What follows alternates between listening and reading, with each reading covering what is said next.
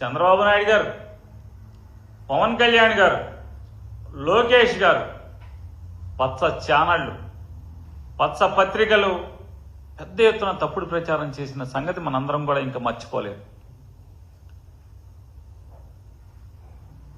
మరి నిజంగానే వారు చెప్పిన మాటలు లేదా వారు చేసినటువంటి విషపు ప్రచారమే నిజమైతే వైఎస్ఆర్ కాంగ్రెస్ పార్టీ ప్రభుత్వం దిగిపోయేపటికి జూన్ మాసానికి అంటే అప్పటికే అంటే చంద్రబాబు నాయుడు గారు, పవన్ కళ్యాణ్ గారు అధికారం అంటే పొంది అధికారాన్ని చేజిక్కించుకున్న తర్వాత అప్పటికే రాష్ట్ర వ్యాప్తంగా ఉన్నటువంటి మద్యం గోడౌన్లలో అంటే స్టాక్ యార్డుల్లో ఉన్నటువంటి మరి మద్యాన్ని అంటే మీరేమో తప్పుడు ప్రచారం చేస్తారు, విష ప్రచారం చేస్తారు, మేము కల్తీ మద్యం అమ్మామని చెప్పని. మరి అదే కల్తీ మద్యాన్ని అదే మా ప్రభుత్వంలో ఉంచినటువంటి నిల్వల్ని మీరెందుకు అమ్ముకున్నారు? మీరెందుకు వినియోగదారులకి లేదా మద్యం వినియోగదారులందరికీ దాన్ని ఎందుకు అమ్మారు? అమ్మకూడదు కదా. మరి ఏం చేయాలి? శాంపిల్ తీశారా?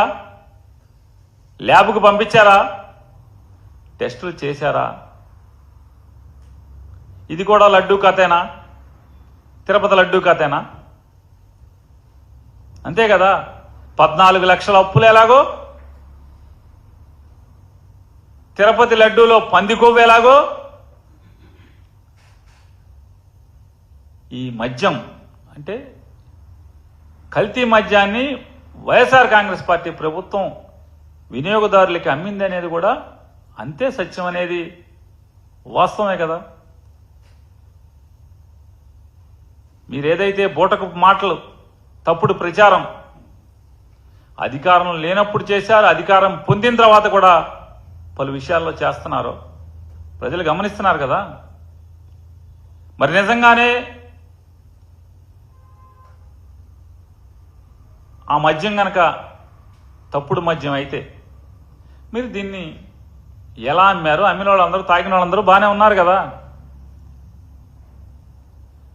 ఆ రోజు జగన్మోహన్ రెడ్డి గారి ప్రభుత్వంలో స్టాక్ యార్డులోకి వచ్చినటువంటి లేదా నిల్వ ఉంచినటువంటి మద్యాన్ని మీరు వచ్చాక కూడా అమ్మారు కదా.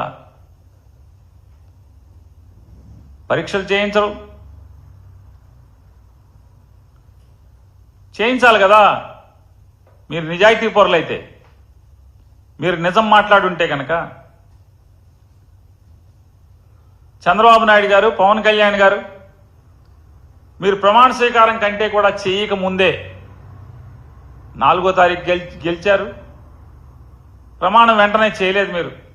ఒక 8 రోజులు 9 రోజులు కక్షలు, కార్పణ్యాలు, దాడులు, హింసలు ఈ రాష్ట్రంలో ఒడిగట్టడం కోసం ప్రమాణ స్వీకారం చేయకుండా అధికారం అనేది అధికారుల మీద నడుస్తుంది అని చెప్పటం కోసం దాని మాటున ఇళ్లు తగలబెట్టారు, ఆస్తులు ధ్వంసం చేశారు, పంటలు నాశనం చేశారు, దాడులు చేశారు, హత్యాయత్నాలు చేశారు, అనేక సిఐడి విచారణలు ఆదేశించారు.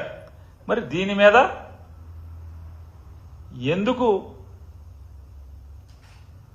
ఇది కల్తీదా కాదా అనేది ఎందుకు శాంపిల్ టెస్ట్ చేయించి విచారణ చేయించలేదని చెప్పనేది నేను ప్రశ్నిస్తున్నాను. మీరేదైతే తప్పుడు ప్రచారం చేశారో,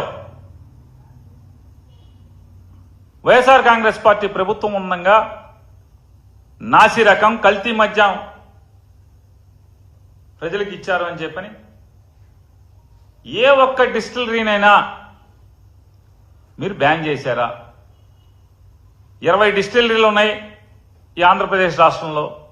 ఈ 20 డిస్టిలరీలు కూడా చంద్రబాబు నాయుడు గారి ప్రభుత్వం ఏర్పాటు చేసినవి తప్పితే జగన్మోహన్ రెడ్డి గారి ప్రభుత్వం ఏర్పాటు చేసిన ఒక్క కొత్త డిస్టిలరీలు కూడా మా ప్రభుత్వంలో ఒక్క కొత్త డిస్టిలరీని కూడా ఇవ్వలేదు. 2015-19 మధ్యలో చంద్రబాబు నాయుడు గారు మీరు మంజూరు చేసినటువంటి దగ్గర దగ్గర 16 డిస్టిలరీలు కొత్తవి మీరు మంజూరు చేసినట్టున్నారు. అంతకుముందు రాష్ట్రం విడేపటికి ఒక 3, 4 డిస్టిలరీలు ఉన్నట్టున్నాయి. ఈ డిస్టిలరీలో ఎక్కడన్నా ఒక్కటైనా మీరు చేసినటువంటి విషపు ప్రచారమే నిజమైతే ఒక్క డిస్టిలరీనన్నా మీరు బ్యాన్ చేశారా? ఏ ఒక్క మందు కంపెనీనైనా, బ్రాందీ కంపెనీనైనా, విస్కీ కంపెనీనైనా, ఒక్క సప్లయర్నైనా మీరు బ్యాన్ చేశారా? మరి ఎందుకు బ్యాన్ చేయలేదు? అదే డిస్టిలరీలు, అదే మద్యం సప్లయర్లు ఎందుకు కొనసాగుతున్నారు? అంటే అందులో తప్పు లేదనేది కదా దాని అర్థం. వైఎస్ఆర్ కాంగ్రెస్ పార్టీ ప్రభుత్వం జగన్మోహన్ రెడ్డి గారి నాయకత్వంలో మద్యం అమ్మకాల్లో తప్పులు చేయలేదనే కదా.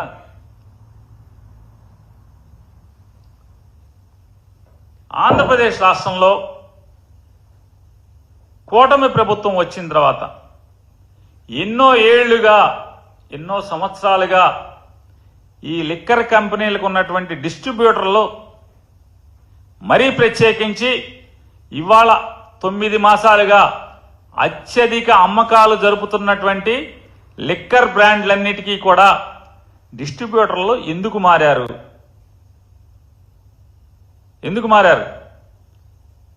జైపాళ్లు పోయి గిర్లు ఎందుకు వచ్చారు?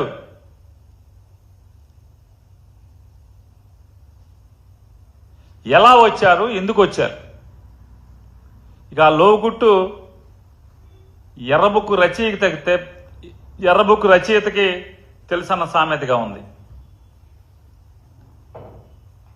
కేరళ మద్యం, బెంగళూరు మద్యం ఈ 2 మాత్రమే ప్రస్తుతం ఈ ఆంధ్ర రాష్ట్రంలో అత్యధికంగా ఎందుకు అమ్ముడవుతున్నాయి?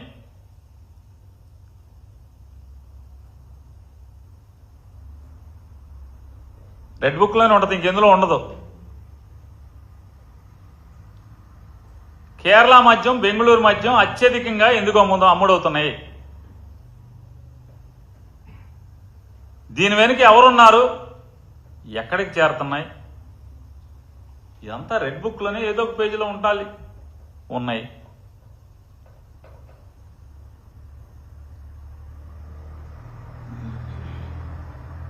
ఈ కషాయ కూటమి ప్రభుత్వం వచ్చి 10 నెలలైన ఈ స్థితిలో ఎండలు మండుతున్నాయి. రాష్ట్రంలో